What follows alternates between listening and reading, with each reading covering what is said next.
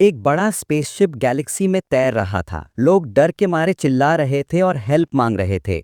उनके खून से सने हाथ विंडो पर जोर जोर से थपथपा रहे थे और एक तेज क्रंचिंग की आवाज सुनाई दे रही थी। उनका खून चारों तरफ फैल गया था। दूर से किसी मॉन्स्टर की डरावनी ग्राउलिंग सुनाई दे रही थी। शिप के बाहर भी लोग हेल्प मांग रहे थे। एक काला ब्लॉब जैसा मॉन्स्टर जिसकी वाइन लाइक लिम्स थीं, शिप पर घूम रहा था। उसकी काली लपलपाती वाइन से काला लिक्विड गिर रहा था और वो वाइन्स पूरा इलाका कवर कर चुकी थी। ये क्रीचर लगातार लिक्विड निकाल रहा था जब तक कि किसी ने उसके एक हिस्से पर पैर नहीं रख दिया। एक आदमी ने हेलमेट पहना हुआ था जिसका ग्लास फेस कवर था। कई आर्म्ड मैन शिप में एंटर हुए। शिप की सारी यूनिट्स को कैप्टन्स कैबिन में असेंबल होने का अनाउंसमेंट किया गया। अनाउंसमेंट बार बार रिपीट हो रहा था तो एक आर्म्ड मैन ने कॉल काट दिया। उसने कैप्टन का मजाक उड़ाया। उसके साथी ने पूछा कि क्या वे उस जगह नहीं जा रहे। सूट 01 वाले आदमी ने कहा कि उन्हें उस इंसान के ऑर्डर्स मानने की जरूरत नहीं जो सिर्फ खुद को बचाना चाहता है। वे अपनी प्लान के हिसाब से काम करना चाहता था। उसने सबको ऑर्डर दिया कि जितने लोगों को बचा सकते हैं बचाओ। सबने उसका कमांड मान लिया। उसी समय किसी ने कुछ सुना। कोई हेल्प मांग रहा था। उसकी आवाज बहुत दयनीय थी। वे आवाज के पीछे गए लेकिन बहुत सावधान रहते हुए। जो उन्होंने देखा उसने सबको हिला दिया। वहां लाशों का एक बड़ा माउंटेन पड़ा था। एक सोल्जर गुस्से से बड़बड़ाया पर 01 ने उसे अलर्ट रहने को कहा। एक ने वहां रुककर वॉच रखने का फैसला किया जबकि बाकी जल्दी सर्वाइवर्स ढूंढने निकल गए। एक सोल्जर को आवाज आई, क्या आप लोग अंदर हैं? उसने देखा कि एक आदमी लाशों के नीचे दबा हुआ था और बाहर निकलने की भीख मांग रहा था। सोल्जर तुरंत उसकी मदद करने गया लेकिन जैसे ही उसने लाश हटाई वो डर से पीछे हट गया। हेल्प मांगने वाला आदमी असल में मॉन्स्टर था जो एक डेड बॉडी का हाथ हिलाकर सोल्जर्स को फंसा रहा था। मॉन्स्टर ने सोल्जर का हेलमेट पकड़ लिया और उसे खाने लगा। 01 और दूसरा सोल्जर शॉक में देखते रहे। मॉन्स्टर काला था। उसका सिर स्क्विड जैसा था और कई लिम्स थीं। 2 लिम्स ने सोल्जर को पकड़ रखा था और खून उसके मुंह से गिर रहा था। मॉन्स्टर ने सोल्जर का एक बड़ा हिस्सा चबा लिया जिससे उसके इंटरनल ऑर्गन्स दिखने लगे। फिर वो स्मर्क करने लगा। सोल्जर्स ने उस पर फायरिंग शुरू कर दी। मॉन्स्टर ने खुद को पंजों से खरोचा और उसके शरीर से ग्रीन लिक्विड निकला। उसने वो लिक्विड हवा में उछाल दिया जो सोल्जर्स के सूट्स पर गिर गया। सूट तुरंत पिघल गया। मॉन्स्टर का खून एसिडिक था। वो सूट को चीरकर उनकी स्किन तक पहुंच गया और उसे जला दिया। एक सोल्जर उनकी ओर दौड़ा और उसने बोला कि वो काम रहें, वो तुरंत मेडिसिन इंजेक्ट करेगा। लेकिन तभी किसी ने उसे पीछे से गोली मार दी। वो गिर पड़ा। उसे लगातार शूट किया गया। तभी उसने सुना कि इमरजेंसी ट्रीटमेंट कंप्लीट हो गया है और उसे मेडिकल रूम जाने को कहा गया। वो करहा उठा। उसकी आंखें लाइफलेस लगने लगी क्योंकि वो अपने साथी को मॉन्स्टर के द्वारा खाए जाते देख रहा था। ये देखकर उसकी हिम्मत लौट आई। उसने हाथ में बॉम्ब पकड़ा लेकिन वो गिर गया जब मॉन्स्टर ने उसका हाथ पकड़ लिया। मॉन्स्टर ने अपने हाथ को उसकी तरफ लहराया। उसकी टेल से एक पिंक ब्लॉब लटक रहा था। मॉन्स्टर ने वो ब्लॉब सोल्जर के चेहरे के पास गिरा दिया और उस ब्लॉब ने उसके चेहरे को पिघलाते हुए उसे खा लिया। वो हिल नहीं पाया क्योंकि मॉन्स्टर उसे दबाए हुए था। ब्लॉब फिर बच्चे की तरह उछलता कूदता मॉन्स्टर के कंधे पर वापस चढ़ गया और जोर से बर्प किया। मॉन्स्टर एग्जिट की ओर बढ़ गया। वे लोग पीछे एक स्टीमिंग स्कल छोड़ गए। मॉन्स्टर ने कुछ नोटिस किया। दरवाजा बंद था। उसने एक लाश का हाथ उठाया ताकि सिस्टम उसे पहचान ले, लेकिन हाथ अनऑथोराइज था इसलिए एक्सेस डिनाइड हो गया। मॉन्स्टर उलझन में पड़ गया। ब्लॉब ने वो बॉम्ब लाइक आइटम निकाला जो सोल्जर पहले पकड़े हुए था। मॉन्स्टर ने उसे उठाया लेकिन वो चीज नीचे गिरकर उछली और फिर एक्सप्लोड हो गई। मॉन्स्टर उस टूटे हुए दरवाजे से अंदर चला गया। उसने जोर से ग्राउल किया। 2 आदमी उसे देखकर चिल्ला उठे। मॉन्स्टर उनकी ओर बढ़ा। उसने अपना पहला शिकार चुना और तेजी से उसकी तरफ दौड़ा। आदमी की आंखों में आंसू भरे हुए थे और उसने मॉन्स्टर के दांतों को अपने पास आते देखा। मॉन्स्टर जानता था कि वो एक खतरनाक एलियन क्रीचर है। उसने आदमी को खा लिया। ये मॉन्स्टर अपने बारे में सब कुछ जानता है, कैसे जीना है, कैसे खाना है, कैसे बढ़ना है, सर्वाइव करना है और इवॉल्व करना है। अब वापस चलते हैं उस समय पर जब ये सब शुरू हुआ था। ब्रह्मांड के बीचों बीच एक ठंडे मेटल स्पेसशिप के कार्गो होल्ड में ये क्रीचर एक हॉस्टाइल एलियन बन चुका था। एक एसएफ गेम स्पेस सर्वाइवल में ये एक आरपीजी गेम है जहां खिलाड़ी आउटर स्पेस की अलग अलग स्पीशीज चुनकर सर्वाइव, एक्सप्लोर और इवॉल्व करते हैं। कभी खिलाड़ी एक मेटालिक ग्रेमलिन बनकर ह्यूमन शिप्स तोड़ता है, कभी म्यूटेंट मॉन्स्टर बनकर दुश्मनों को जमीन पर मारता है, या फिर एक कलेक्टिव इंटेलिजेंस वाला लीडर बनकर दूसरे प्लैनेट्स पर हमला करता है। ये प्लेयर लगभग सभी डरावने स्पेस मॉन्स्टर्स खेल चुका था, पर उसका सबसे पसंदीदा स्पीशीज सिर्फ एक था, UASM, unidentified aggressive space morph. वो इसे मॉर्फ कहता था। ये एलियन मूवी वाले क्रीचर पर आधारित है। ये रेस हर विक्टिम से जेनेटिक इन्फॉर्मेशन लेकर खुद को एंडलेसली मजबूत बनाती रहती है। दिखने में ये सबसे पावरफुल लगती है, लेकिन हाई डिफिकल्टी, कम सर्वाइवल चांसेस और किसी भी स्पीशीज से बातचीत ना कर पाने की वजह से गेम में इसे वर्स्ट माइनॉरिटी स्पीशीज माना जाता है। फिर भी ये उसकी फेवरेट थी, क्योंकि ये स्पीशीज अपनी चॉइस और विल पावर से इवॉल्व और ग्रो करती है। यही बात उसे आकर्षित करती थी। सिस्टम विंडो में UASM के डिटेल्स दिखे। उसका स्टेटस हैचलिंग था और उसका मेन गोल सर्वाइवल कोर था। उसकी स्पेशल एबिलिटी सुपर सेंस थी। UASM ने अपनी स्क्रीन देखी। उसके पास क्रैब क्लॉज थे। मॉन्स्टर ने बॉडी पर ध्यान दिया। गेम कैरेक्टर की डिजाइन एलियन मूवी की वजह से वैसी बन गई थी। इस मॉन्स्टर का शरीर स्कॉर्पियन जैसा था, लेकिन सिर गोल। उसने सोचा कि इस पर और नहीं सोचूंगा। तभी उसे शरीर में खुजली महसूस हुई। उसे नहीं लगा था कि मोल्टिंग इतना अनकंफर्टेबल होगा। वो खाने की तलाश में निकल पड़ा। वो एक वेयरहाउस जैसे दिखने वाले एरिया में क्रॉल करता गया। डिजाइन देखकर उसे लगा कि ये मेगाकॉब या स्टार यूनियन की जगह है। वो जानता था कि पकड़ा गया तो मारा जाएगा। उसने सुपर सेंस का इस्तेमाल किया। इससे उसे कंटेनर्स के अंदर तक दिखने लगा। उसे पूरे एरिया की सेंस मिल गई। इसी स्किल से आखिरकार उसे वो मिल गया जिसकी उसे जरूरत थी। वो एक हरे कंटेनर के ऊपर चढ़ गया। इस कंटेनर को खोलने के लिए पासकोड चाहिए था। उसने 1 2 3 4 ट्राई किया और वो काम कर गया। कंटेनर खुल गया। अंदर पैकेट्स थे। मॉन्स्टर ने पैकेट फाड़ा और चॉकलेट खाने लगा। वो रबर जैसा लग रहा था, लेकिन पोषक तत्व मिल गए। अचानक एक कॉकरोच उसके पास दौड़ कर गया। वो चौंक गया। उसने अपनी टेल से उसे तुरंत भेद दिया। रोच मर गया। मॉन्स्टर ने उसे खा लिया। सिस्टम विंडो में मैसेज आया कि प्रेडेशन ऑन है। उसने सफलतापूर्वक विंग जीन एसेंस हासिल कर ली है। उसे पूछा गया कि क्या वो विंग्स अप्लाई करना चाहता है। मॉन्स्टर को लगा कि वो काफी लकी है जो उसे इतनी जल्दी जीन एसेंस मिल गई। जेनेटिक एसेंसेस एमिनॉफ की ताकत बढ़ाने का सबसे इंपॉर्टेंट पार्ट हैं। जितनी ज़्यादा जीन इन्फॉर्मेशन मिलेगी, मॉन्स्टर उतना स्ट्रांग बन सकता है। मॉन्स्टर को अपने नए विंग्स बहुत पसंद आए, इसलिए उसने येस चुना। धीरे धीरे उसकी पीठ पर विंग्स बनना शुरू हो गए। उसके कॉकरोच विंग्स पूरी तरह प्रकट हो गए। अच्छा लग रहा था, लेकिन उसे बिल्कुल नहीं पता था कि इन्हें मूव कैसे करना है। क्योंकि विंग्स उसकी पीठ पर थे, तो उसने अपने ट्रेपीजियस मसल को हिलाने की कोशिश की। आखिरकार वो इसे समझ गया। उसने विंग्स को फड़फड़ाया और जमीन से ऊपर उठ गया। फिर वो वापस जाकर चॉकलेट बार्स मंच करने लगा। उसे एहसास हुआ कि वो अपनी सोच से ज्यादा कैलोरीज जल रहा है। उसे कई कॉकरोचेस दिखे। वो उन्हें देखता रहा ताकि वो अपनी विंग्स का सही इस्तेमाल करना सीख सके। उसने अपना पहला टारगेट चुना। अपनी टेल से एक कॉकरोच को स्टैब किया और उसे खा लिया। वो पहले ही 20 कॉकरोचेस खा चुका था, लेकिन वो भी काफी नहीं थे। उसने एक और कॉकरोच खाया और बोला कि इसका टेस्ट चिकन जैसा है। अब उसे एक नई कैरेक्टरिस्टिक मिली, चिटिन शेल। इससे डिफेंस उसके ग्रोथ लेवल के अनुसार बढ़ता है। ये एक अच्छी एबिलिटी है, लेकिन डेवलप होने में समय लगेगा। उसे स्ट्रॉन्ग वाइटैलिटी चाहिए थी, लेकिन ये पाना आसान नहीं था। स्ट्रॉन्ग वाइटैलिटी एक कैरेक्टरिस्टिक है जो एजिंग को स्लो करती है और एनर्जी कंजम्पशन कम करती है। ये आमतौर पर पैसिव इंसेक्ट्स या प्लांट टाइप्स में होती है। इससे बार बार फूड ढूंढने की जरूरत कम हो जाती है।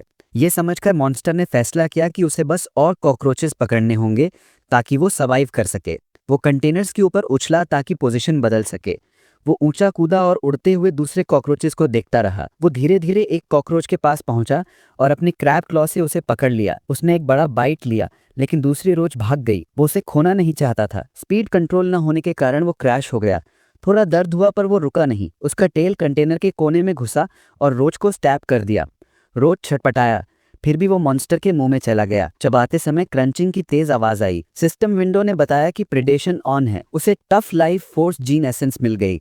उसने कॉकरोच की स्ट्रॉन्ग वाइटैलिटी हासिल कर ली।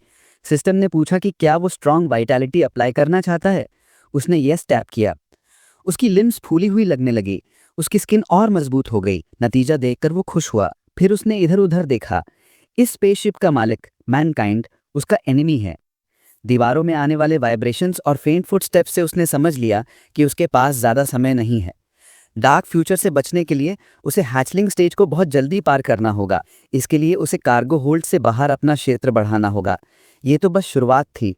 अब उसे उस कार्गो होल्ड से निकलना था जहां वो पहली बार आया था। उसने सोचा कि आगे कहां जाना चाहिए। उसने अपनी नेक्स्ट डेस्टिनेशन तय कर ली और वहां चल पड़ा। वो रिएक्टर के पास वाले कूलिंग चेंबर के सामने रुका। ये एक इंपॉर्टेंट फैसिलिटी था। इसलिए वहां ज्यादा लोग नहीं आते। कोई भी नहीं देख पाएगा कि उनके नाक के नीचे क्या चल रहा है। मॉन्स्टर के पास एक और ऑप्शन था, कूलिंग चेंबर को तोड़कर वहां से भागना। उसने वेंट के अंदर झांका। वो अंदर कूदने ही वाला था कि उसे एक आवाज सुनाई दी। फैन घूमना शुरू हो गया। हवा के खिलाफ जाना बहुत इंटेंस हो गया। उसने फैन का कवर हटाने के लिए बोल्ट को अनस्क्रू किया। धीरे धीरे वो उसे निकालने में कामयाब हो गया। फैन के ब्लेड्स घूमते ही रहे। मॉन्स्टर जानता था कि अगर उसने वेंटिलेशन को डैमेज किया तो एआई तुरंत ह्यूमंस को रिपोर्ट कर देगा। इसलिए उसने सही समय पर ब्लेड्स के बीच में से गुजरने का फैसला किया। उसने एमेनॉफ की पावर्स पर भरोसा किया। उसकी सेंसेस ने बताया कि हवा में आयरन ऑक्साइड और फाइन मेटल पाउडर मिला हुआ है। इसके अलावा ब्लेड्स के जॉइंट्स इतने घिस चुके थे कि एक समय पर ब्लेड्स की स्पीड धीमी होनी तय थी। उसका ब्रेन सारी जानकारी एनालाइज करके उसे बता रहा था कि कब कूदना है। जैसे ही मौका मिला वो अंदर कूद गया। उसकी टेल ब्लेड से टकरा गई, लेकिन वो स्प्रिंट करके आगे बढ़ गया। वो जिंदा निकल आया, ये सोचकर उसने राहत की सांस ली।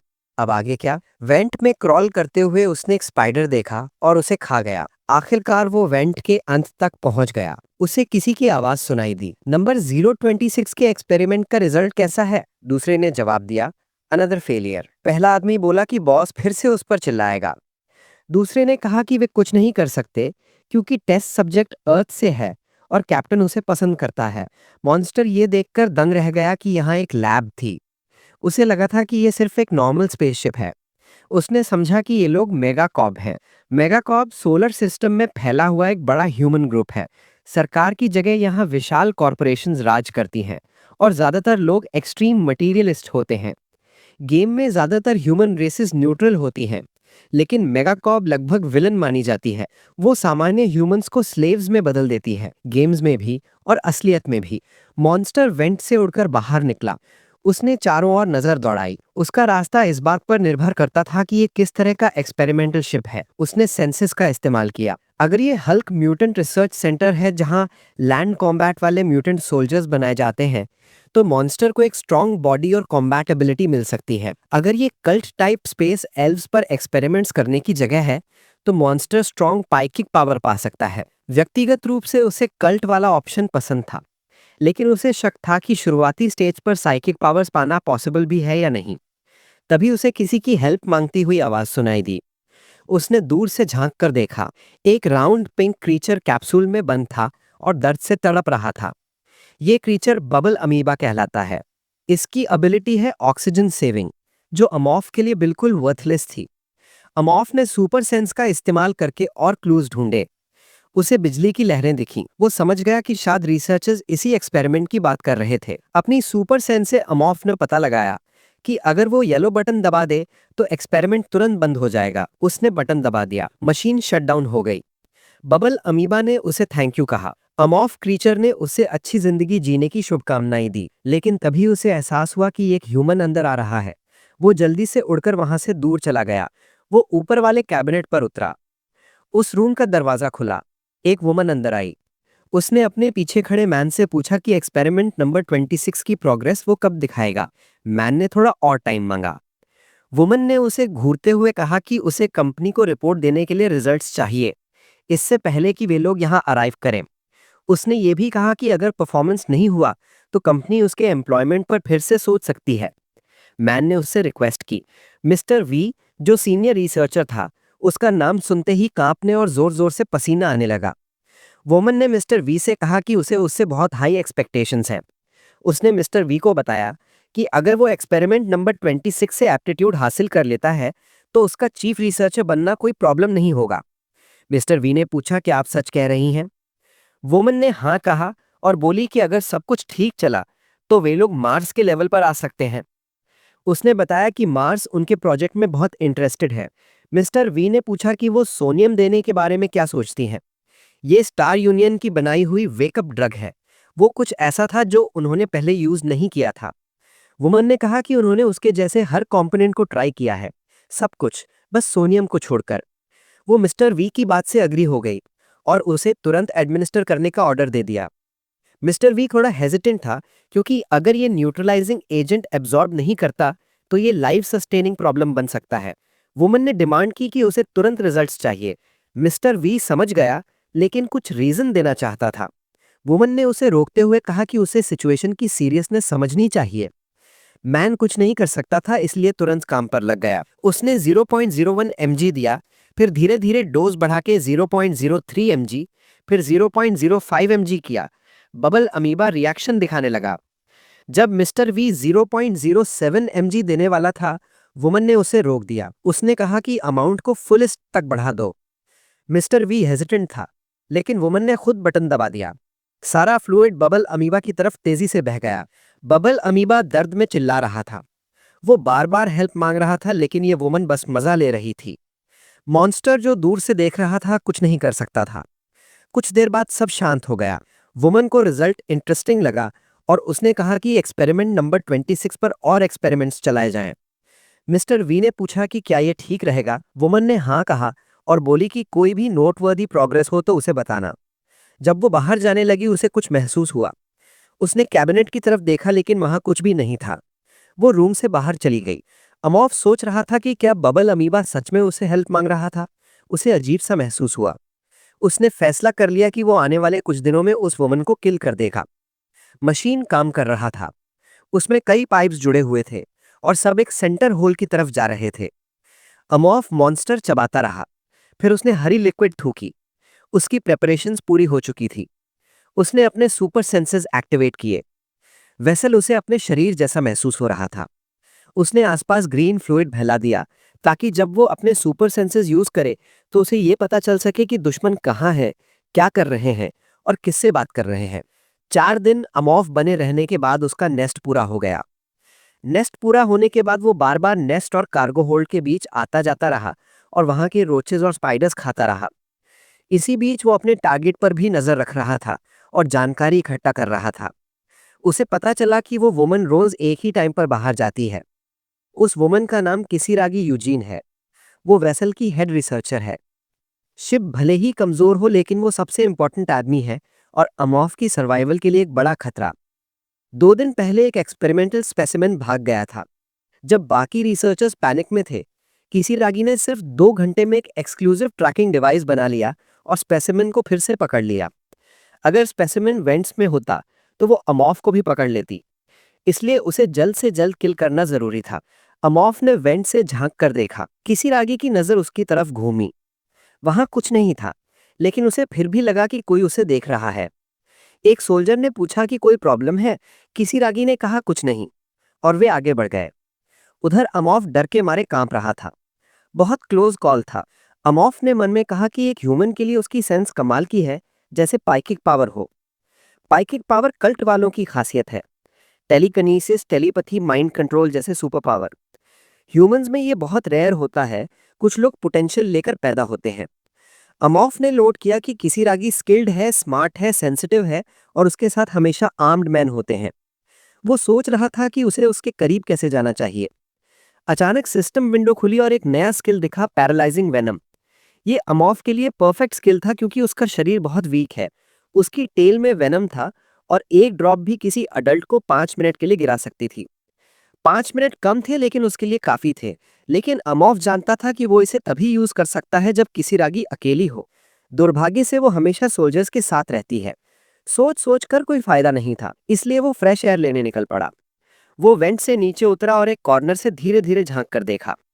बबल अमीबा ने उसे ग्रीट किया। अमॉफ ने जवाब दिया कि वो पहले से बेटर दिख रहा है। वो उसे खाने के लिए कुछ लेकर आया था। उसने फूड एक बॉक्स में गिराया जो ट्यूब से होते हुए बबल अमीबा तक पहुंच गया। बबल अमीबा खुश हो गया। फूड बहुत टेस्टी था। गेम में बबल अमीबा के पास कोई खास स्किल नहीं होती है, लेकिन अमॉफ नहीं जानता था कि ये रूल सिर्फ इस अमीबा पर लागू होता है या ये कोई अलग प्रकार है।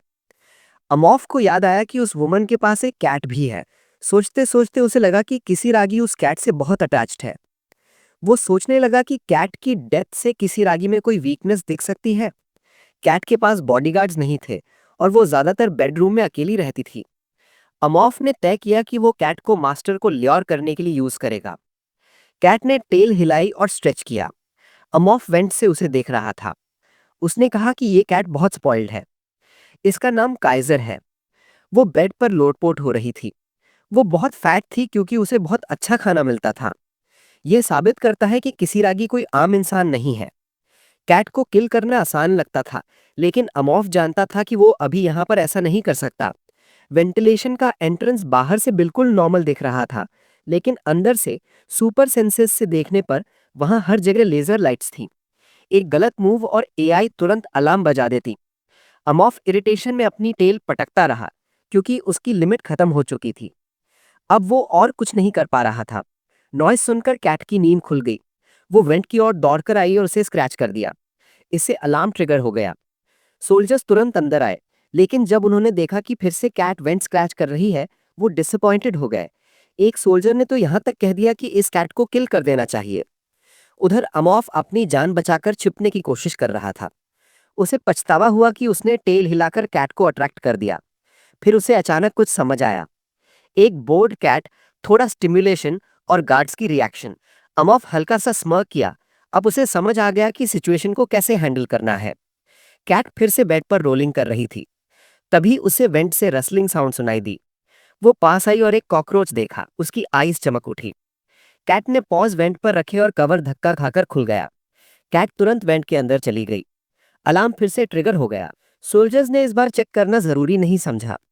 उनके लिए ये कैट वाली न्यूसेंस थी।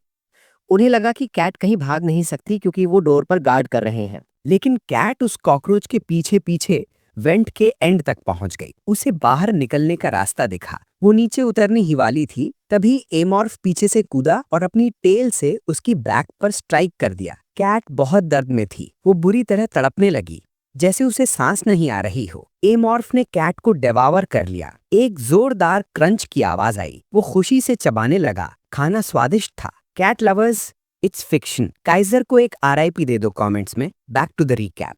किसारागी तेजी से वॉक करती हुई अंदर आई। रिसर्चर्स उसे देखकर घबरा गए। वो सीधे कैप्टन की सीट के पास पहुंची। उसने पूछा कि वो काइजर को कब देख पाएगी। कैप्टन ने उसे इंतजार करने को कहा, लेकिन किसारागी गुस्सा हो गई। 2 घंटे हो चुके थे। वो जानती थी कि काइजर अपने मील्स के लिए बहुत स्ट्रिक्ट है, लेकिन वो अब तक नहीं लौटा था। इससे उसे यकीन हो गया कि कैट के साथ कुछ हुआ है। कैप्टन ने समझाया कि वे शिप पर हैं। कैट कहीं जा नहीं सकती। अगर वो वेसल से बाहर नहीं निकला तो वो यहीं होगा। किसारागी ने डिमांड किया कि कैट को तुरंत उसके पास लाया जाए। कैप्टन ने काम होकर कहा कि थोड़ी देर में गुड न्यूज आ जाएगी। अंदर से कैप्टन समझ नहीं पा रहा था कि ये कैट इतनी इंपॉर्टेंट क्यों है। वो अपनी इरिटेशन दबा रहा था। अगर किसारागी कोई नोबल कैपिटल ना होती तो वो उसे अरेस्ट कर देता। किसारागी ने पूछा कि गार्ड्स कहाँ हैं। कैप्टन ने बताया कि वे लॉक्ड हैं। ये सुनकर किसारागी ने डिमांड किया कि उन गार्ड्स को एग्जीक्यूट कर दिया जाए। कैप्टन शॉक्ड रह गया। किसारागी ने उसे रिमाइंड कराया कि कप्तान होने के नाते उसके पास एग्जीक्यूशन का अधिकार है।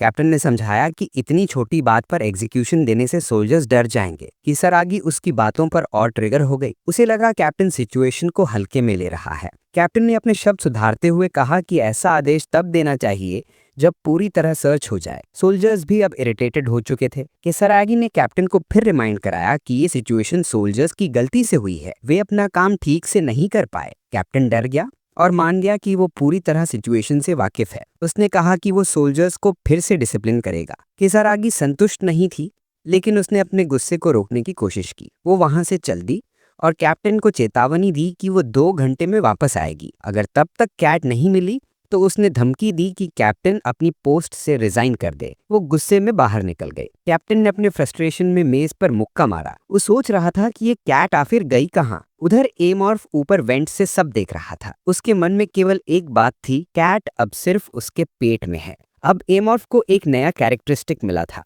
वाइल्ड इंस्टिंक्ट, लेकिन उसे इसका मीनिंग पता नहीं था। गेम में एक सिस्टम होता है, कैरेक्टरिस्टिक कन्वर्जेंस सिस्टम, जिसमें 2 रिलेटेड कैरेक्टरिस्टिक्स कंबाइन होकर ज्यादा पावरफुल बन जाते हैं। प्लेयर होने की वजह से एमॉर्फ सारे कंबाइंड सिस्टम्स को जानता था, लेकिन वो शॉक्ड रह गया जब उसने कैट खाते समय एक नोटिफिकेशन देखा, एक ऐसा कैरेक्टरिस्टिक जिसे उसने गेम में कभी नहीं देखा था। सिस्टम विंडो ने दिखाया कि वाइल्ड इंस्टिंक्ट अप्लाई हो चुका है और वो एमॉर्फ के एग्जिस्टिंग सुपर सेंसरी प्रॉपर्टी के साथ फ्यूज हो गया है। Wild instinct plus super sense मिलकर इवॉल्व होकर प्रेडिटरी सेंसरी कैरेक्टरिस्टिक बन गया। अब वो एमॉर्फ खतरे को पहले से डिटेक्ट कर सकता था। एमॉर्फ ने इसे ट्रिगर किया, लेकिन उसे सिर्फ वही पुरानी सुपर सेंस वाला इफेक्ट महसूस हुआ। कोई एक्स्ट्रा इंटेलेक्चुअल इफेक्ट नहीं आया। शायद ये पैसिव एबिलिटी है, डेंजर आने पर अपने आप एक्टिवेट होती है। अभी तक डेंजर सामने नहीं आया था, इसलिए पूरी तरह महसूस नहीं हुआ। एमॉर्फ ने वापस अपना ध्यान किसरागी पर लगाया। उसे यकीन था कि किसरागी अब नॉर्मल मेंटल स्टेट में नहीं है। किसरागी ने गुस्से में टेबल स्लैम किया। वो स्टेबलाइजेशन के डिले की वजह से परेशान थी। एमॉर्फ दूर से उसे देख रहा था और वही हुआ जिसकी उसने उम्मीद की थी। किसरागी सिर्फ उन्हीं चीजों के लिए इंसानियत दिखाती है जिन्हें वो सच में केयर करती है। ऐसे लोग जब अपनी चीज खो देते हैं तो कंप्लीटली लूज कंट्रोल हो जाते हैं। एमॉर्फ खुश था, उसका दूसरा गोल पूरा हो चुका था, किसरागी और सोल्जर्स के बीच एक बड़ा फासला पैदा करना। कैट के गायब होने से सोल्जर्स भी इरिटेटेड थे। उन्हें कभी कैट से प्यार नहीं था। कैट को मिलने वाला अच्छा भोजन वो सिर्फ सपने में देख सकते थे। नेचुरली क्लास डिफरेंस की वजह से वे अनॉयड थे। किसरागी मेगाकॉर्प की हाईएस्ट रैंक नोबल कैपिटल थी। सोल्जर्स सीधे विरोध नहीं कर सकते थे, इसलिए कैट उनके गुस्से का इनडायरेक्ट टारगेट बन गई थी, एक तरह का शील्ड। एमॉर्फ सोच रहा था कि अब जब कैट ही नहीं रही तो सोल्जर्स किसरागी के लिए पहले जैसा सैक्रिफाइस करेंगे या नहीं, और किसरागी अब उन सोल्जर्स पर भरोसा भी नहीं कर पाएगी। आखिर ये उनकी नेग्लिजेंस से ही हुआ है। एमॉर्फ ने डेविलिश ग्रिन दी। उसने कैट ने इनडायरेक्टली उसकी बहुत मदद कर दी थी। अब समय था किसरागी के जेनेटिक इंटीजर्स लेने का। किसरागी का बढ़ता गुस्सा उसे बीमार जैसा दिखा रहा था। वो तेजी से चलती हुई मशीनों के पास गई। उसने कई बटन दबाए और कैप्सूल में मौजूद स्पेसिमिन को इलेक्ट्रोक्यूट कर दिया। लगभग सभी स्पेसिमिन इलेक्ट्रिसिटी से तड़प रहे थे। किसरागी चिल्लाई कि सब लोग यूजलेस हैं। फिर उसे कुछ नजर आया। वो बबल अमीबा की ओर बढ़ी। उसने उसे कहा कि तू भी बेकार चीज है। फिर उसके दिमाग में एक थॉट आया और उसके चेहरे पर एक ग्रिन फैल गई। उसने बटन दबाया। सारा फ्लूइड ट्यूब्स के जरिए बबल अमीबा तक पहुंचा। बबल अमीबा दर्द से चिल्लाया। वो बार बार हेल्प मांग रहा था। कुछ समय बाद किसरागी ने एक हरा बटन दबाया। वो पीछे मुड़ी और चली गई। उसने बबल अमीबा को फ्लूइड मिलता हुआ छोड़ दिया। ये देखकर एमॉर्फ गुस्से में आ गया। बबल अमीबा ने उसे कहा कि उसे देखकर अच्छा लगा। ये सुनकर एमॉर्फ हैरान हो गया। बबल अमीबा ने उसे हाथ भी हिलाया। एमॉर्फ ने उसे देखा, फिर जल्दी से वापस वेंट की तरफ चला गया। उसके मन में एक ही बात थी, बातचीत की जरूरत नहीं है। वो बबल अमीबा को सिर्फ शब्दों से बड़ी बड़ी चीज देने आया है, बदला। किसरागी ने कैप्टन से कहा कि उसके 2 घंटे पूरे हो चुके हैं। उसने रिजल्ट मांगा। कैप्टन ने जवाब दिया कि सर्च अभी अभी खत्म हुआ है और उसे थोड़ा और इंतजार करना होगा। उसके गुस्से में उसने कैप्टन को उसके नाम से बुलाया, यूसुंग सैमुअल। उसने पूछा कि क्या वो नोबल कैपिटल की इच्छा को चुनौती दे रहा है। कैप्टन ने याद दिलाया कि वो जहाज का कैप्टन है, इसलिए उसे अपने शब्द सोच समझकर बोलने चाहिए। किसरागी चिल्लाई और उसे धमकाया कि वो उसका कैप्टन वाला पद छीन सकती है। कैप्टन ने इस बात का मजाक उड़ाया। कैप्टन ने समझाया कि जहाज पर किसी भी व्यक्ति को डिटेन करना उसका अधिकार है अगर वो ऑर्डर में व्यवधान डालता है। महिला इस पर और भी जोर से चिल्लाई। एमॉर्फ इस बहस का मजा ले रहा था। इससे साफ दिखता था कि कैप्टन और किसरागी के बीच पहले से ही तनाव था, बहुत पहले से, जब एमॉर्फ उन्हें देखना शुरू किया था। किसरागी गुस्से में वहां से निकल गई। वो टॉयलेट पहुंची। दरवाजे पर रुककर उसने गार्ड से कहा कि उसे वॉशरूम जाना है। वो अंदर चली गई। दूसरे गार्ड ने अपने साथी को बताया कि उसे भी जाना है। एमॉर्फ समझ गया कि ये उसका मौका है। आमतौर पर एक गार्ड को किसरागी के पीछे जाना चाहिए था, लेकिन वे उसकी रोज रोज की हिस्टीरिया से इतने तंग आ गए थे कि किसी ने उसे फॉलो नहीं किया। अब किसरागी टॉयलेट में पूरी तरह अकेली थी। ऊपर से वॉशरूम में कोई सिक्योरिटी सिस्टम भी नहीं था जो एमॉर्फ को रोक सके। ये अटैक करने का सबसे सही टाइम था। एमॉर्फ में वेंट की स्क्रीन से झांका। किसरागी शीशे के सामने खड़ी थी। उसने तय किया कि वो ये मौका नहीं छोड़ेगा। वेंट का कवर हट चुका था। किसरागी अपना चेहरा धो रही थी। एमॉर्फ धीरे धीरे उसकी पीठ वाली दीवार पर रेंगता हुआ ऊपर छत की तरफ गया। उसका चेहरा पानी से भीगा हुआ था और उसने एक लंबी सांस ली। तभी एमॉर्फ की हल्की सी आवाज हुई। किसरागी तुरंत चौंक गई। उसने पीछे देखा तो पाया कि वो प्राणी उसकी गर्दन पर अटैक करने वाला है। वो तेजी से मुड़ी और इसकी वजह से उसका पहला वार मिस हो गया। एमॉर्फ फिर दीवार पर चढ़ गया और दोबारा उस पर झपटा। इस बार उसके गर्दन में वार हो गया। उसे बहुत तेज दर्द हुआ। उसकी नसें बाहर उभर आईं और उसके मुंह से झाग निकलने लगा। वो घुटनों पर गिरकर जमीन पर ढह गई। एक तरण नीचे टपक रहा था। वो उसे कांपते हुए देख रही थी, लेकिन उसके शरीर में हिलने की ताकत नहीं थी। एमॉर्फ लार टपका रहा था। वो सोच रहा था कि किसरागी के मन में क्या चल रहा होगा। शायद पहली बार किसी एलियन स्पीसीज को देखकर डर, या शायद गुस्सा, या मरने का डर, लेकिन उसे फर्क नहीं पड़ता था। किसरागी की मौत तय थी। एमॉर्फ ने उसे सिर से निगलना शुरू कर दिया। एक तेज क्रंच की आवाज आई। उसने महसूस किया कि इंसानी खून उसके शरीर में दौड़ रहा है, और जैसे ही उसके खून में छुपी जेनेटिक इंफॉर्मेशन उसके दिमाग तक पहुंची, उसने समझ लिया कि उसकी शक्ति को खोलने की पहेली का एक टुकड़ा उसके पास आ चुका है। सिस्टम विंडो दिखाई दी। और उस पर लिखा आया कि हैचलिंग से यंगलिंग तक की एवोल्यूशन पूरी हो चुकी है। उससे पूछा गया कि क्या वो आगे बढ़ना चाहता है। ये वही पल था जिसका वो इंतजार कर रहा था। उसने यस दबा दिया। अचानक उसे एक विजन दिखा। एक गार्ड अंदर आता है और उसे शूट कर देता है, जिससे उसकी मौत हो जाती है। वो डर गया। एमॉर्फ के शरीर में ठंड सी दौड़ गई। उसकी एंटेनाज ने झंझनाहट महसूस की। उसे लगा कि ये उसका प्रेडेटर सेंसिंग एक्टिवेट हुआ है। प्रेडेटर सेंस के अनुसार कोई गार्ड जल्दी ही आने वाला है। उसने सोचा कि क्या उसे भाग जाना चाहिए, लेकिन अब समय नहीं था। वो दीवार की ओर तेजी से भागा और वहीं उनसे निपटने का फैसला किया। गार्ड अंदर आया। उसने तुरंत जमीन पर कुछ देखा। उस सदमे में रह गया कि किसरागी की लाश। वो समझ ही नहीं पाया कि क्या हुआ था। तभी एमॉर्फ उसके पीछे उड़कर आया। गार्ड ने अपनी पीठ पर हलचल महसूस की, लेकिन प्रतिक्रिया देने का समय नहीं मिला। एमॉर्फ ने अपनी टेल उसके सिर में घुमा दी और उसे छेद दिया। गार्ड जमीन पर गिर पड़ा। एमॉर्फ तेजी से भागा। उसे जल्दी करनी थी क्योंकि गार्ड का साथी किसी भी समय उसे ढूंढने आ सकता था। उसने ये भी सोचा कि उनमें कोई ट्रैकिंग डिवाइस हो सकता है जिसके बारे में उसे जानकारी नहीं। इसलिए वो चक्कर काटते हुए अपने नेस्ट वापस लौट गया। नेस्ट पहुंचकर उसने अपना सुपर सेंस यूज किया।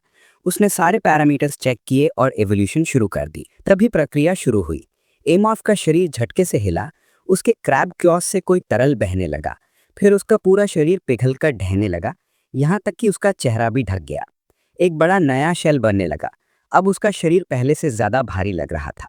उसे ये अनुभव दिलचस्प लगा, जैसे कोई फीटस कुछ नया बन रहा हो। वो देखना चाहता था कि उसके साथ क्या हो रहा है, लेकिन ये असंभव था क्योंकि ककून बनने के बाद वो अपने शरीर पर कोई नियंत्रण नहीं रखता था। अब वो सिर्फ इंतजार कर सकता था।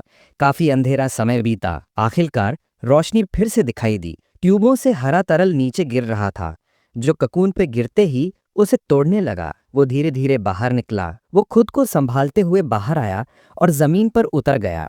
उसके शरीर से भाप निकल रही थी।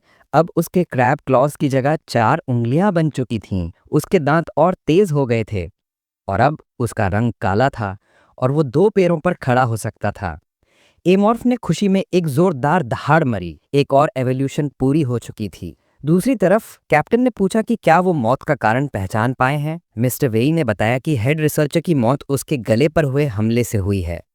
उन्होंने कहा कि ऐसा लगता है कि हमला किसी छोटे 100 जैसे हथियार से हुआ है, लेकिन असली पुष्टि के लिए जांच करनी होगी। कैप्टन ने पूछा कि क्या इसका मतलब है कि उन्हें ऑटोप्सी करनी पड़ेगी। मिस्टर वेई ने जवाब दिया कि अगर कैप्टन ऐसा चाहते हैं तो हाँ। कैप्टन ने झुंझलाकर कसम खाई, जिससे मिस्टर वी डर गए। कैप्टन ने सिर पकड़ते हुए कहा कि अब उसे खुद नहीं पता क्या करना चाहिए।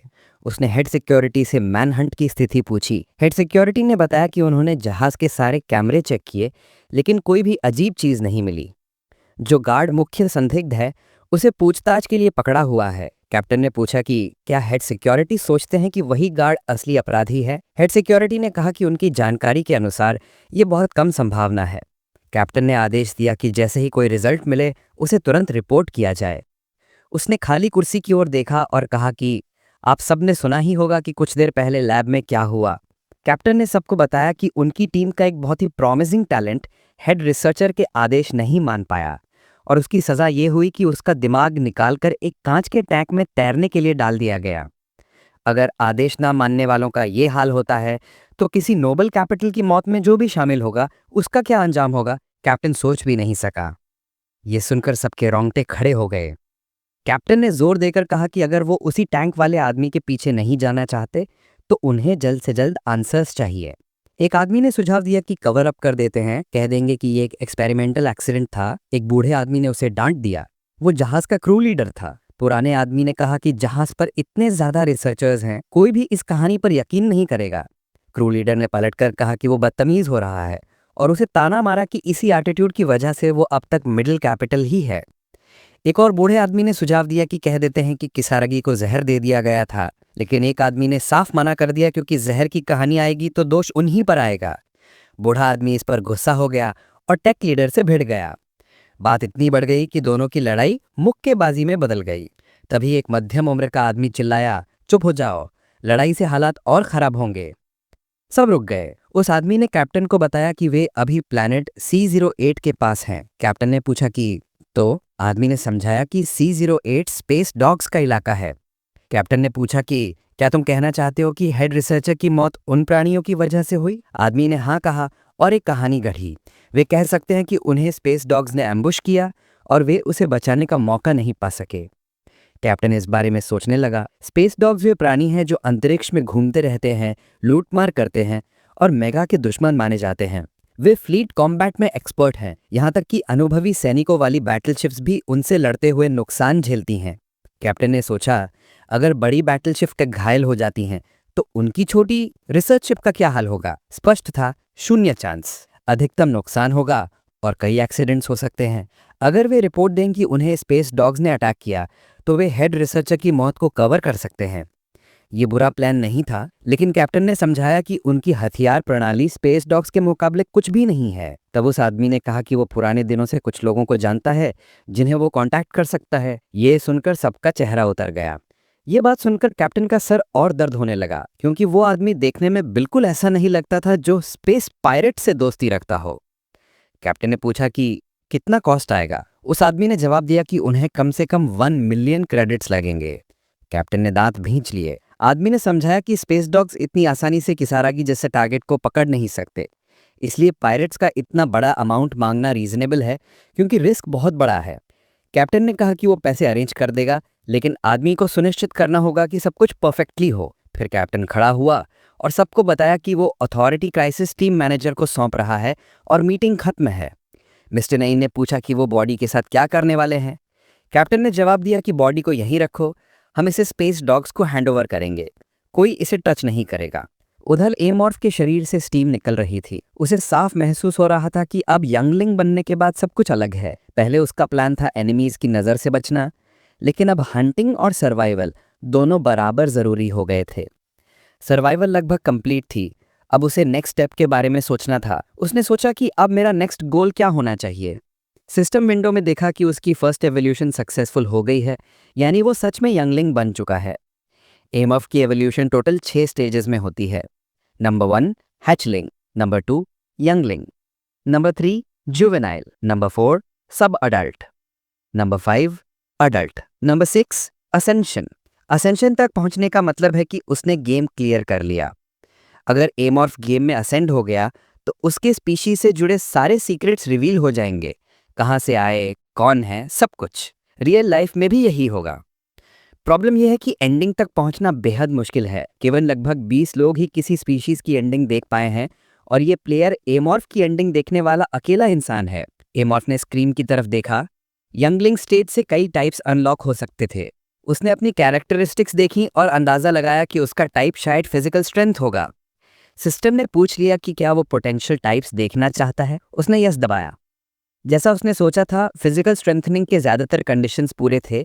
इसकी वजह थी उसका रीएनफोर्स्ड एक्सोस्केलेटन और एसिडिक ब्लड, जो उसे यंगलिंग बनने पर मिले थे। टाइप्स कुछ ऑक्यूपेशंस जैसे होते हैं, लेकिन थोड़े डिफरेंट। कंडीशन पूरी हो जाए तो टाइप अनलॉक होकर उसकी एबिलिटीज के साथ सिनर्जी बना लेता है।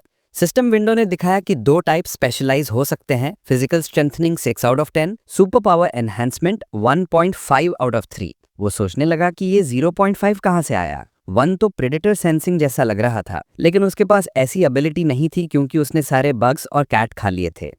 तभी उसे याद आया कि किसारागी इकलौती बॉडी है जिसे वो पूरी खा नहीं पाया। उसके पास साइकिक पावर थी, इसलिए इंस्टिंक्ट भी स्ट्रांग होगी। उसने तय किया कि वो उसकी बॉडी ढूंढेगा, क्योंकि उसे साइकिक पावर्स चाहिए। वो स्करी करके आगे बढ़ा। उसने वेंट का कवर खोला, लेकिन अब उसका बॉडी बड़ा हो चुका था, इसलिए रास्ता छोटा लग रहा था। फिर उसे स्मेल आई, एक डेड बॉडी की।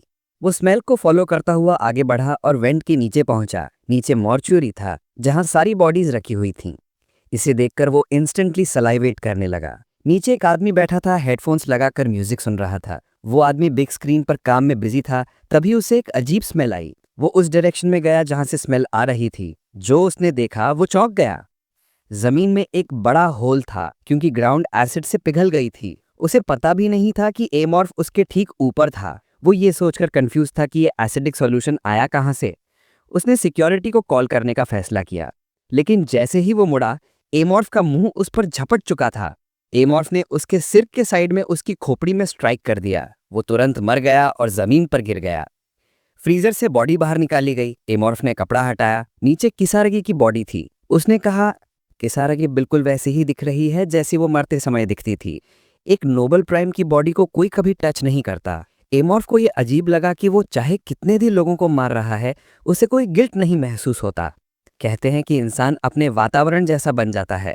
उसे लगा कि क्या वो भी बदल गया है, या शायद हमेशा से ऐसा ही था। लेकिन सोचने से कुछ बदलने वाला नहीं था, इसीलिए उसने अपने मील पर ध्यान दिया। जिंदा रहने के लिए उसे किल करते रहना था। यही एमॉर्फ की लाइफ है, और इसी लाइफ में उसे ढलना होगा।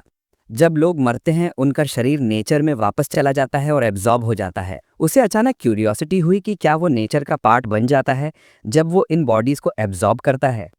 खाते समय उसे कुछ कड़ा लगा। उसने उसे बाहर निकाला, एक स्फेरिकल आइटम। वो किसारगी के हार्ट के अंदर था, लेकिन उसे नहीं पता था कि ये क्या है। उसने उसे क्रश कर दिया। तभी उसके सामने सिस्टम विंडो खुल गई। जैसा उसने सोचा था, किसारागी के पास साइकिक पावर्स थी। सिस्टम ने दिखाया कि उसे gene essence of a super power organ मिल गया है। सिस्टम ने पूछा कि क्या वो सुपर पावर ऑर्गन को अप्लाई करना चाहता है। वो बड़बड़ाया कि सुपर पावर ऑर्गन की क्यों जरूरत है, वो साइकिक पावर उसके बिना भी इस्तेमाल कर सकता है। मतलब ये कैरेक्टरिस्टिक उसके लिए खास यूजफुल नहीं है। फिर उसने सोचा कि ठीक है, टाइप अनलॉक करने के लिए उसे अलग अलग कैरेक्टरिस्टिक्स तो चाहिए ही होंगी। तो उसने यस क्लिक कर दिया। अचानक उसके बॉडी में क्रैकिंग साउंड्स होने लगे। उसके हेड से कई टेंटिकल्स निकल आए। उसे ये इंटरेस्टिंग लगा। शायद ये प्रेडेटर सेंसिंग जैसे किसी चीज में फ्यूज हो जाए और फ्यूचर में यूजफुल हो। किसारगी का काम खत्म होने के बाद उसने सोचा कि अब गार्ड को खा लेना चाहिए। उसने गार्ड को चॉम्प किया और बोला कि इसका टेस्ट थोड़ा वियर्ड है। गार्ड को चबाना भी मुश्किल था। अचानक उसकी एंटीना हिली। डेंजर था। गार्ड्स की शिफ्ट बदल रही थी। सुपर सेंस से उसने देखा कि गार्ड अपना पावर सूट अगले गार्ड को दे रहा था। उसे लगा कि शायद शिप पर पावर सूट्स की कमी है। अब उसे पता था कि अगला गार्ड तुरंत यहाँ आएगा, और जैसे ही वो रूम में आएगा, सब बदलाव देखकर वो समझ जाएगा कि कुछ गड़बड़ है। स्पेस एरा में लोग बहुत जल्दी समझ जाते हैं कि किसी शिप में कोई मॉन्स्टर छिपा है। एमॉर्फ मानता था कि अभी वो इतना स्ट्रांग नहीं कि पूरे क्रू से लड़ सके। उसे समय चाहिए था, टाइम गेन करना जरूरी था। तभी उसे आइडिया आया। एसिडिक सॉल्यूशन से अभी भी स्मोक निकल रही थी, और उसे याद आया कि वो मॉर्चुरी में है। यहाँ प्रिजर्वेटिव्स और केमिकल्स होते हैं जो बॉडीज को डिसॉल्व करने के लिए इस्तेमाल किए जाते हैं। एक इंटरेस्टिंग थॉट उसके दिमाग में आया। एक ऐसा तरीका जिससे वो इस क्राइसिस से भी निकल सकता है और क्रू को थोड़ा बुली भी कर सकता है। मेगाकॉप का कोई ऑफिशियल कैपिटल सिटी नहीं है, लेकिन एक जगह ऐसी है जिसे वे अपनी सोसाइटी का सेंटर मानते हैं, अर्थ। यही मेगाकॉप का हेडक्वार्टर्स है और पूरा सिस्टम इसी पर चलता है। मेगाकॉप को बनाने में जिन 5 कंपनियों ने योगदान दिया था, वे अब अर्थ के 5 किंग्स यानी 5 फैमिलीज कहलाती हैं। इनमें से एक है किसारगी फैमिली, जो पहले ईस्ट एशिया कहलाने वाले इलाके में रहती थी। यूजीन परिवार एक छोटे से देश रिपब्लिक ऑफ कोरिया में एक छोटे बिजनेस से शुरू हुई थी। आज उस पूरे देश की लैंड यूजीन परिवार की लिविंग स्पेस बन चुकी है।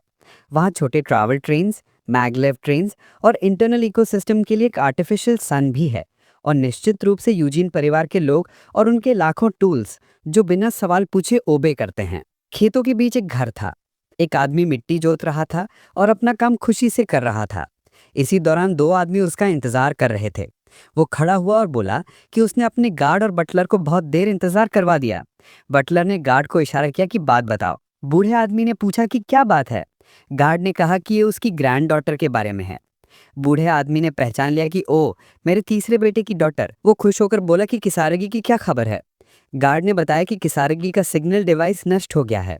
आदमी ने भरोसा करने से इनकार कर दिया। उसने उसे कभी कोई डेंजरस काम नहीं दिया, तो सिग्नल क्यों टूटा। गार्ड ने कहा कि आखिरी सिग्नल C08 से आया था, जो स्पेस डॉग्स का टेरिटरी लगता है। इतना सुनते ही बूढ़े आदमी ने गार्ड के कंधे पर हाथ रखा और अचानक खीपी वाले शार्प टूल से उसकी खोपड़ी पर वार कर दिया। खून खेत में बिखर गया। गार्ड जमीन पर गिरकर कांप रहा था। बूढ़ा आदमी उसके पास गया और लगातार उसके सिर पर वार करता रहा जब तक पूरा क्षेत्र लाल नहीं हो गया। काम खत्म कर उसने वो फार्मिंग टूल फेंक दिया। उसने बाकी गार्ड्स को आदेश दिया कि गंदगी साफ करो, और चेतावनी दी कि मुझे ऐसा टूल नहीं चाहिए जो उससे सवाल का जवाब दे जो मैंने पूछा ही नहीं। टूल्स सबसे इंपॉर्टेंट हैं, इन्हें बेकार नहीं होना चाहिए। हेड गार्ड ने झुककर कहा कि वो समझ गया। किसारगी के दादा ने बताया कि उस लड़की को तैयार करने में उसे 10 बिलियन लगे। ये किसी नई वेसल को डेवलप करने जैसा था। उसने किसारगी को जीन एनहांसमेंट सर्जरी भी करवाई थी। इसलिए वो नहीं मानता कि कोई सिंपल पायलट उसे नुकसान पहुंचा सकता है।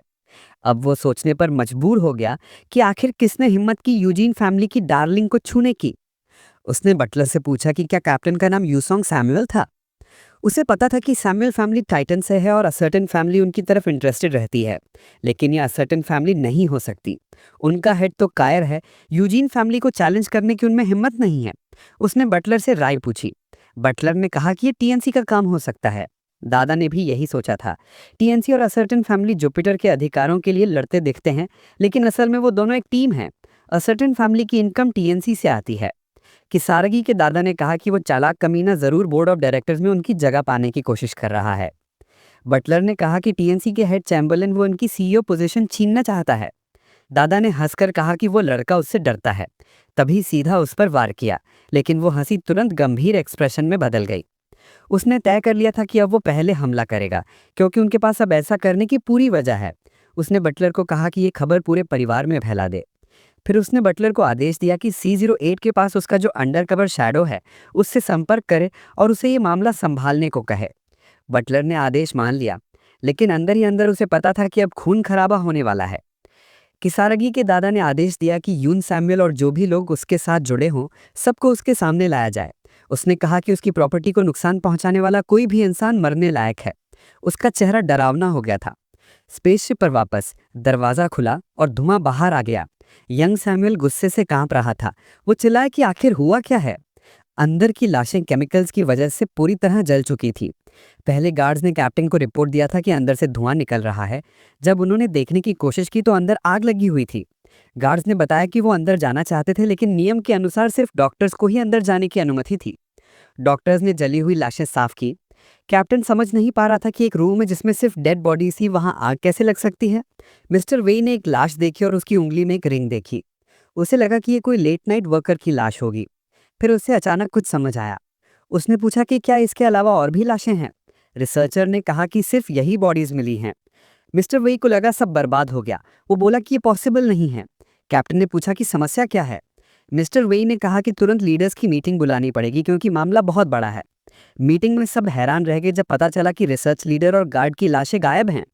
कैप्टन गुस्से से भर गया। उसने कहा कि लाशें खुद चलकर तो थोड़ी चली जाती हैं। उसने मिस्टर वेई से पूछा कि क्या वो पूरी तरह श्योर है। मिस्टर वेई ने कहा कि उसने कई बार चेक किया है, लाशें गायब हैं। उसने जोड़ा कि मॉर्चुरी की केमिकल से छोटी आग तो लग सकती है, लेकिन इतनी बड़ी नहीं। तभी सबको समझ आया, किसी ने जानबूझकर आग लगाई है। किसने की होगी? एक आदमी ने कहा शायद कोई अनआइडेंटिफाइड एलियन हो। डर के मारे सप्लाई लीडर उस पर चिल्लाया। वो आदमी बोला कि ये तो सिर्फ गैस है। मिस्टर वे ने कहा कि सबसे बड़ी समस्या है कि हेड रिसर्चर की लाश गायब है, और बड़ी बात यह है कि पायरेट से उनकी पहले से मीटिंग फिक्स है। कैप्टन बोला कि किसी भी कीमत पर लाश ढूंढो। उसने कहा कि पहले सस्पेक्ट्स की लिस्ट छोटी करनी होगी। कैप्टन ने गुस्से में जोर से चिल्लाया, जिससे सब डर गए। वो बोला कि अगर नोबल कैपिटल के बदले का थोड़ा भी डर है तो सबको पूरी तरह कोऑपरेट करना होगा। कमरा चुप हो गया। उसने क्राइसिस मैनेजमेंट लीडर से पूछा कि क्या उसने पायरेट से कांटेक्ट किया। उसने कहा कि हाँ, मीटिंग के बाद कर लिया था। कैप्टन ने कहा, उन्हें कुछ मत बताना, बस कहना कि हम बॉडी देने वाले हैं जैसा प्लान था। लीडर ने पूछा कि क्या ये सही होगा। कैप्टन बोला कि अगर पायरेट्स ने बॉडी देख ली और हमें पता नहीं चला कि क्या करना है तो बड़ी मुसीबत होगी। बस मीटिंग से पहले तक लाश मिल जानी चाहिए। कैप्टन ने हेड सिक्योरिटी के कंधे पर हाथ रखा और कहा, तुम्हें कल्प्रिट ढूंढना ही होगा। हेड सिक्योरिटी ने कहा कि वो कोशिश कर रहा है, लेकिन कैप्टन ने कहा कि ये काफ़ी नहीं है। कैप्टन ने उसे पूरी अथॉरिटी दे दी कि वो हर क्रू मेंबर की जांच करे। हेड सिक्योरिटी ने वादा किया कि वो कल्प्रिट जरूर ढूंढेगा। इसी दौरान एमॉर्फ ऊपर से वेंट के जरिए उन्हें स्पाई कर रहा था। एमॉर्फ को बहुत खुशी हुई कि सब कुछ उसके हिसाब से हुआ। उसने फायर का यूज करके अपनी आइडेंटिटी छिपा दी और दुश्मनों को कंफ्यूज कर दिया। उसने मॉर्चुरी के केमिकल्स को मिक्स करके टॉक्सिक सब्सटेंस बना दिया। फिर उसमें थोड़ा सा एसिड ब्लड मिला दिया। लकीली सब ठीक हुआ और बॉडीज भी जल गई। लेकिन उसे उम्मीद नहीं थी कि लोग एलियन स्पीशीज की बात करेंगे, और ऊपर से ये लोग स्पेस क्रिमिनल से मिलने जा रहे हैं। एमॉर्फ ने सोचा कि कैप्टन शायद पागल हो गया है। उसने मन में नोट किया कि क्राइसिस टीम लीडर को बाद में जरूर चेक करना चाहिए। हो सकता है कि वो पायरेट्स के साथ मिला हुआ हो। पायरेट्स अलग अलग स्पीशीज के होते हैं, इसलिए एमॉर्फ को उनसे बहुत सारे नए जीन्स मिल सकते हैं। लेकिन पायरेट ट्रेड होने से जहाज पर मिलने वाले एसेंसेस की गिनती कम हो जाएगी। उसने फैसला किया कि पायरेट्स को देखने के बाद ही फाइनल डिसीजन लेगा। तभी उसने किसी को देखा, वही सप्लाई मैनेजमेंट लीडर जिसने एलियन की बात से इनकार किया था। आदमी घबराया हुआ लग रहा था।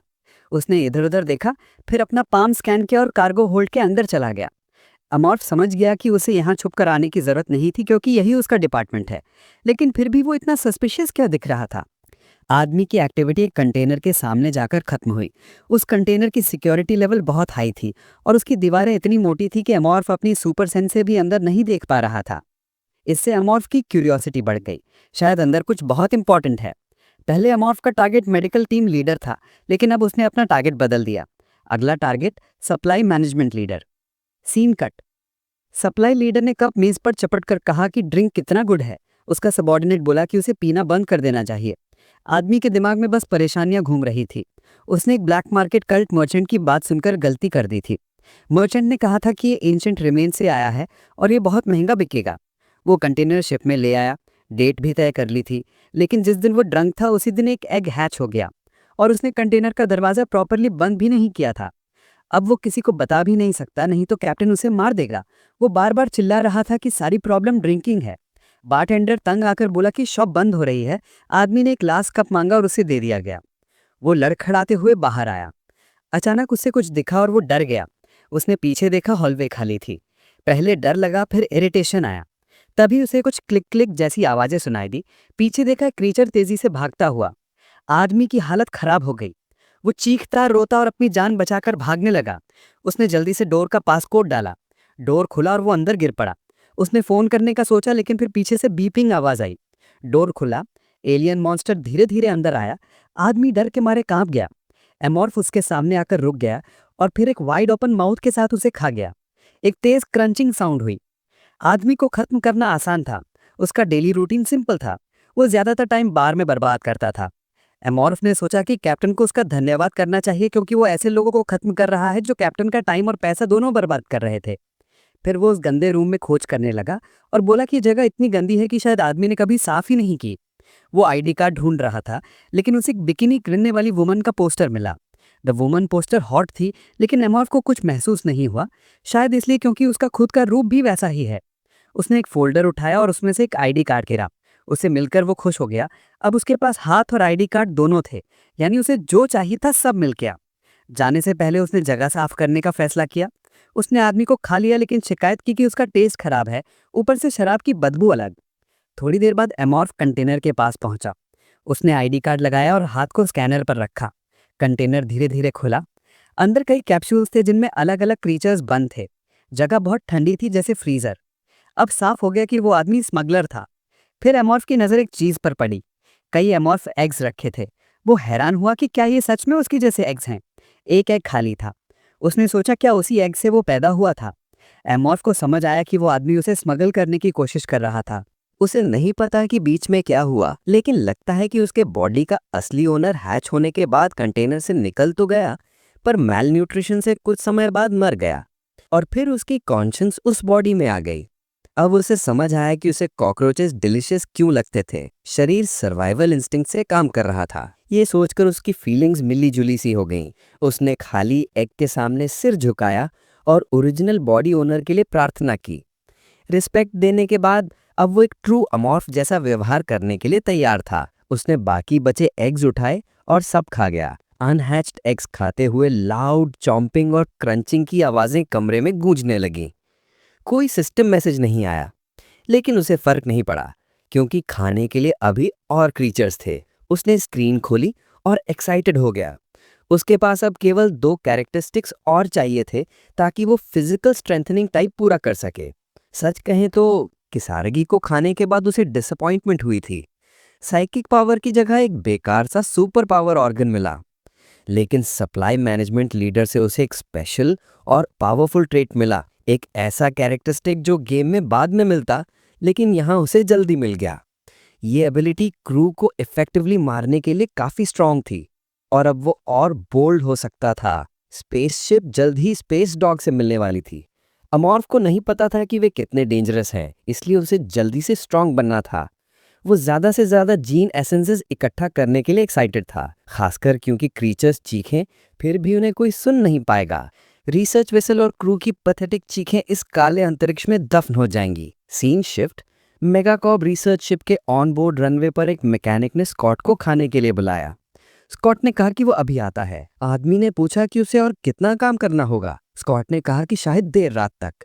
दोनों ने लंबी सांस ली।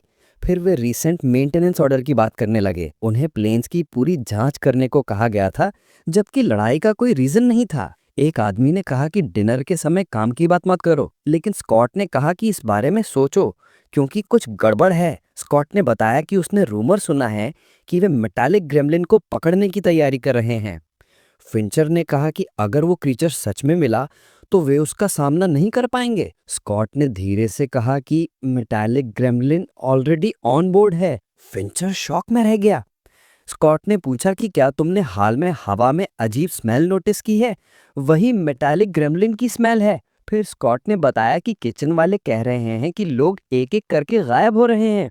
फिंचर को लगा कि ये सब बस बकवास है। तभी एक आदमी जो चश्मा पहने हुए था उनकी बातचीत में शामिल हो गया। उसने बताया कि उसने सुना है कि सप्लाई मैनेजमेंट लीडर गायब हो गया है। उसी वजह से कार्गो मैनेजर को प्रमोट करके टेम्पररी लीडर बना दिया गया है।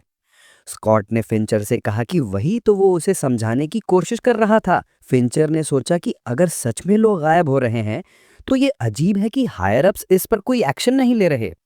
चश्मे वाले आदमी ने कहा कि हायर अप्स इसे छुपा रहे हैं क्योंकि वे जहाज पर पैनिक नहीं चाहते। स्कॉट ने कहा कि ये सब मेटालिक ग्रेमलिन की वजह से हो रहा है। फिंचर ने पूछा कि मेटालिक ग्रेमलिन का शिप मेंटेनेंस से क्या कनेक्शन है, लेकिन किसी को असली वजह नहीं पता थी। रूमर सिर्फ इसी बारे में थे कि लोग एक एक करके डिसअपियर हो रहे हैं। स्कॉट ने सोचा कि शायद क्रू को चुपके से डिसिप्लिन किया जा रहा है। ये सुनकर फिंचर का मूड खराब हो गया। उसने गुस्से में कहा कि वे दोनों पूरे बेवकूफ हैं। रात हो चुकी थी, लेकिन एक जहाज अब भी लाइट से चमक रहा था। किसी ने स्कॉट से पूछा कि क्या वे कुछ खाना चाहता है। स्कॉट ने जवाब दिया कि अगर कंपाउंड लिकर मिल जाए तो वही चाहिए। स्कॉट ने शिकायत की कि हो सकता है वो आज रात सारा काम पूरा ना कर पाए। वो जहाज की मेंटेनेंस में लगा रहा। तभी कैमरन ने उसे बुलाया। स्कॉट ने कहा कि वो काम कर रहा है, लेकिन कैमरन ने जोर देकर कहा कि उसे बस 1 सेकंड लगेगा। जब कैमरन ने फिर बुलाया तो स्कॉट इरिटेट हो गया। उसने सोचा कि अगर बात बेकार निकली तो वह कैमरन के सिर पर एक मार तो जरूर लगाएगा। वह जहाज के नीचे से निकलकर बाहर आया, लेकिन कंफ्यूज हो गया। उसे समझ ही नहीं आया कि कैमरन गया कहाँ। कैमरन की आवाज मेंटेनेंस रूम से आ रही थी। कैमरन ने उसे अंदर आने को कहा। स्कॉट ने पूछा कि वह अंधेरे में क्या कर रहा है। उस आदमी ने जवाब दिया कि वह कुछ ढूंढ रहा है और स्कॉट से मदद मांगी। स्कॉट ने सांस ली और अंदर चला गया। उसके हाथ में फ्लैशलाइट थी, लेकिन उसे मेटल जैसी स्मेल आई। उसे समझ ही नहीं आ रहा था कि वह आदमी गया कहाँ। उसने कहा कि वह उधर है। स्कॉट एक डंबर पर फिसलकर मुंह के बल जमीन पर गिर पड़ा। गिरते समय उसका सिर भी लग गया। तभी उसे लगा कि कुछ ठीक नहीं है। अंधेरे में उसे ठीक से दिखाई नहीं दे रहा था, जबकि उसके पास फ्लैशलाइट भी थी। उसे सोचना पड़ा कि कैमरन अंधेरे में क्या करता। फिर उसे उन रूमर्स की याद आई जिसमें लोग एक एक करके गायब हो रहे हैं। वह इंसिस्ट करता था कि इसका कारण वही मेटालिक ग्रेमलिन है। उसे पीछे से फुटस्टेप सुनाई दी। उसने कैमरन को आवाज लगाई। वो चीज धीरे धीरे उसकी ओर आ रही थी, लेकिन स्कॉट बार बार कैमरन को बुलाता रहा। अचानक अमॉर्फ ने उसे पकड़ लिया। अमॉर्फ उसके सामने आया और बोला, वेलकम। स्कॉट चीख उठा। उसके बाद क्रंचिंग नॉइस से सुनाई दी। अमॉर्फ की स्किल इमिटेशन सच में बहुत काम की थी। फिंचर ने स्कॉट को आवाज दी कि वह कंपाउंड लेकर आया है, लेकिन स्कॉट वहां नहीं था, जिससे फिंचर को सबसे पहले कंफ्यूजन हुआ। वह जानता था कि स्कॉट कभी अपना काम अधूरा छोड़कर नहीं जाता। तभी उसे स्कॉट की आवाज सुनाई दी कि वह मेंटेनेंस रूम में है। वह वहां पहुंचा और पूछा कि वह वहां क्या कर रहा है। स्कॉट ने कहा कि वह कुछ ढूंढ रहा है। फिंचर ने पूछा कि वह अंधेरे में क्यों है। स्कॉट ने कहा कि अंदर आकर उसे कुछ मूव करने में मदद करे। फिंचर अंदर गया। वह कुछ कहने ही वाला था कि उसने जमीन पर फ्लैशलाइट देखी।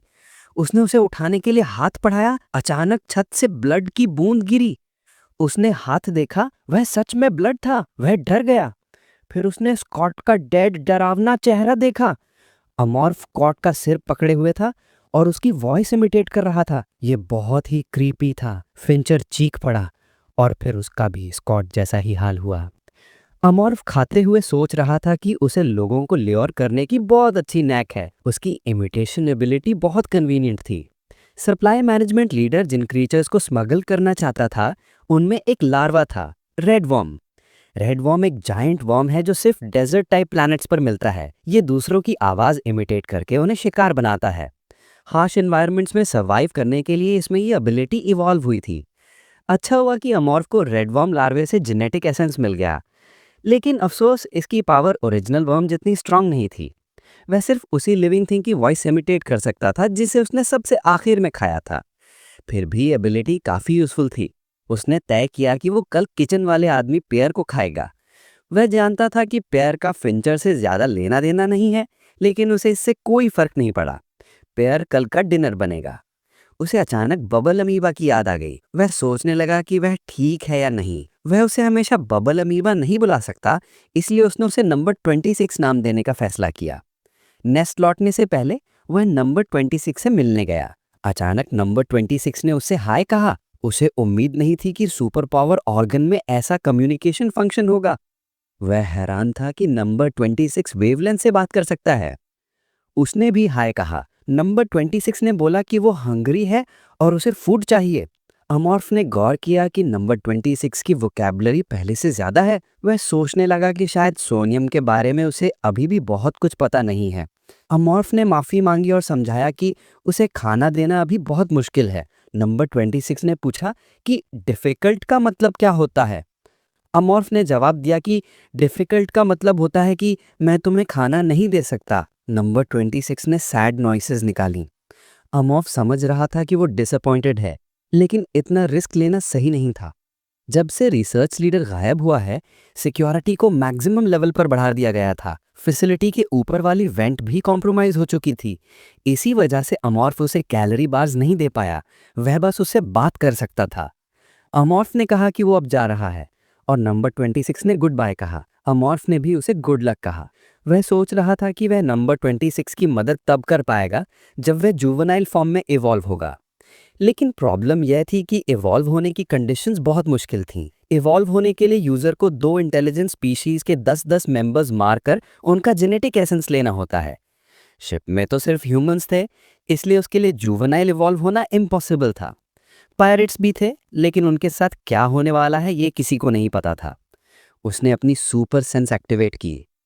क्राइसिस मैनेजमेंट लीडर किसी से बातचीत कर रहा था। वह कह रहा था कि उस व्यक्ति को नियर सी पर रिपोर्ट करना है। अमॉर्फ कंफ्यूज हो गया कि वह किससे बात कर रहा है। क्राइसिस मैनेजमेंट लीडर ने कहा कि सब कुछ प्लान के हिसाब से चल रहा है, लेकिन वह तब डर गया जब उसे पता चला कि ऑर्डर फैमिली की तरफ से आया है। उसने फोन वाले आदमी को सर कहा। उसने रिपोर्ट किया कि किसारगी एक्सटर्मिनेट हो चुका है और शिप C08 पर प्लान के अनुसार पहुंचेगा। कैप्टन योंग के सारे ऑर्डर्स रिकॉर्ड कर लिए गए हैं।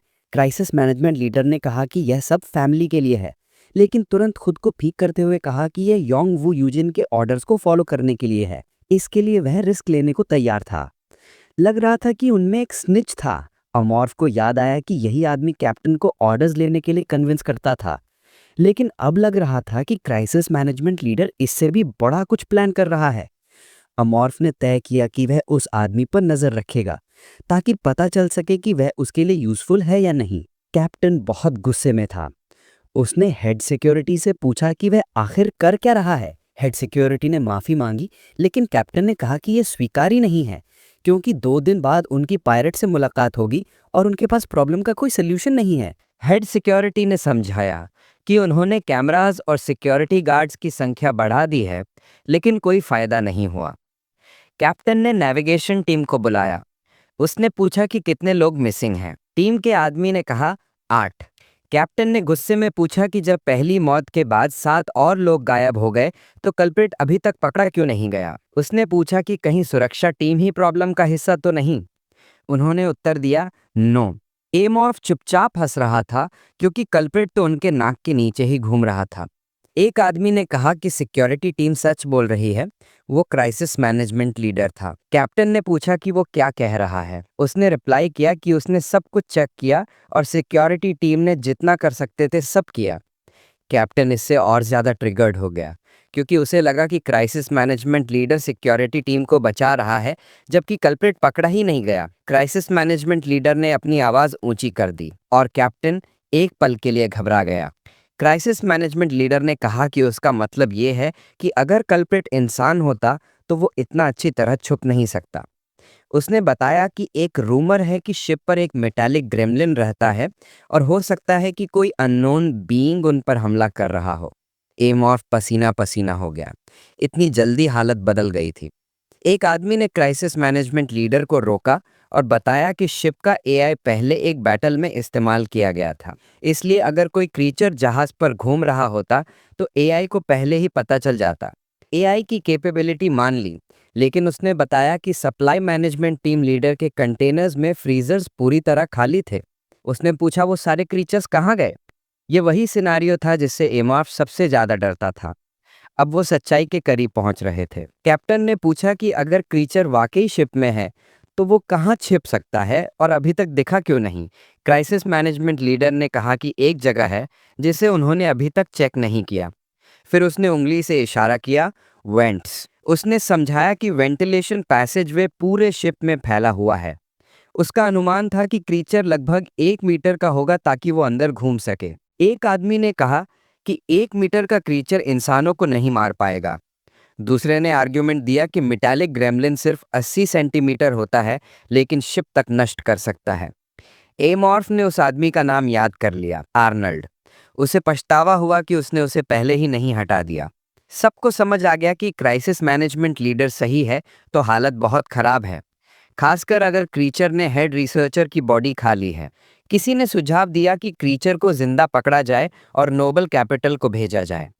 दूसरे ने इसे सपोर्ट किया और कहा कि नोबल कैपिटल खुश होगा जब उन्हें पता चलेगा कि क्रीचर ने किसारागी को खा लिया। किसी ने पायरेट्स के बारे में पूछा।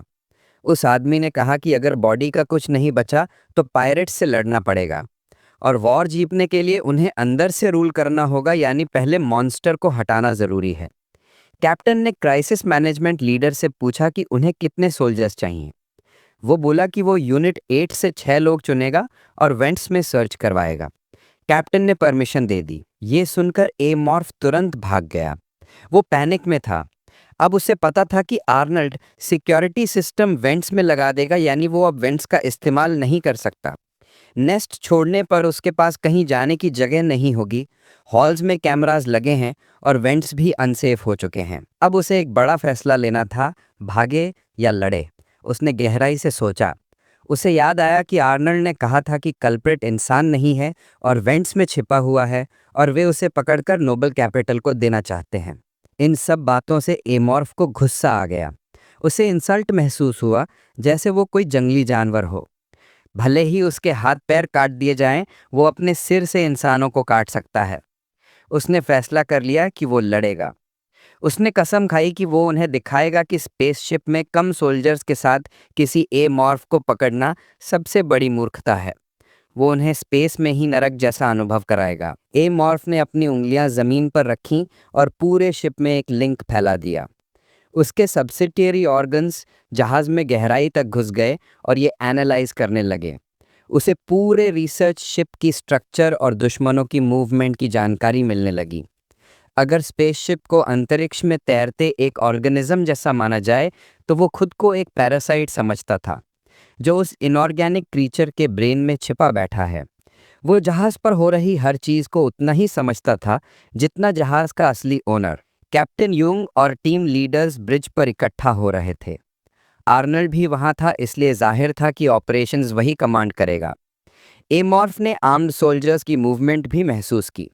जैसा कि उसने सोचा था, वे अपनी फोर्सेस को 2 ग्रुप्स में बांटकर 2 दिशाओं से आ रहे थे।